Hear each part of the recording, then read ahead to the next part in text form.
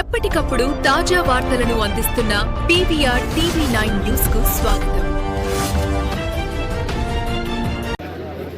ఈరోజు గట్టుమల్లన్న స్వామి జాతర కోసం జాతరకు బందోబస్తు ఏర్పాటు చేయడం.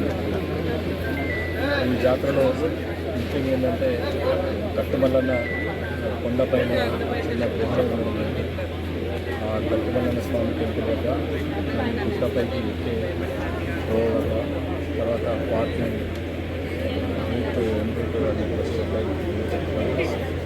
తర్వాత పార్కింగ్ గురించి బందోబస్తు, తర్వాత కింది మల్లన్న శివమల్లన్న టెంపుల్లో బందోబస్తు, తర్వాత గోదావరి ఘాట్స్ పైన కూడా బందోబస్తు.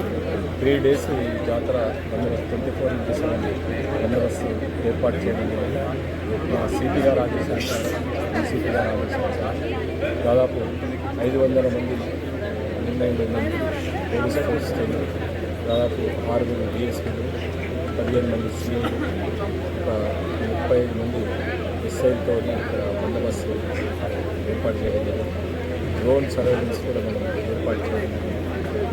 సీసీ కెమెరాల 24 మంది సీసీ కెమెరాల భక్తులకు ఎలాంటి ఇబ్బంది కలగకుండా ఈ పోయిన సంవత్సరాలు ఈ సంవత్సరం కూడా గౌరవ మంత్రి గారు చెప్పినట్టు ఓన్లీ విఐపి కల్చర్ లేకుండా ఓన్లీ కామన్ మెన్ కల్చర్ కింద కింద నుంచి ఒక బస్సు ఏర్పాటు చేయడం జరిగింది.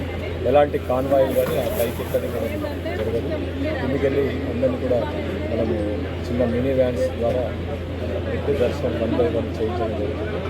భక్తులకు ఎలాంటి ఇబ్బంది కలగకుండా గోదావరి వద్ద కానీ కింది మల్లన్న స్వామి టెంపుల్ కానీ ఆయన పైన గట్టుమల్లన్న స్వామి టెంపుల్ కానీ ఎలాంటి ఇబ్బంది కలగకుండా ఫ్రీ అండ్ ఫెయిర్గా దర్శనం జరిగేటట్టుగా ఏర్పాటు చేయడం. దీనికి పోలీస్ డిపార్ట్మెంట్తో పాటు ఫైర్, తర్వాత ఎలక్ట్రిసిటీ, తర్వాత మెడికల్ డిపార్ట్మెంట్, శానిటేషన్ డిపార్ట్మెంట్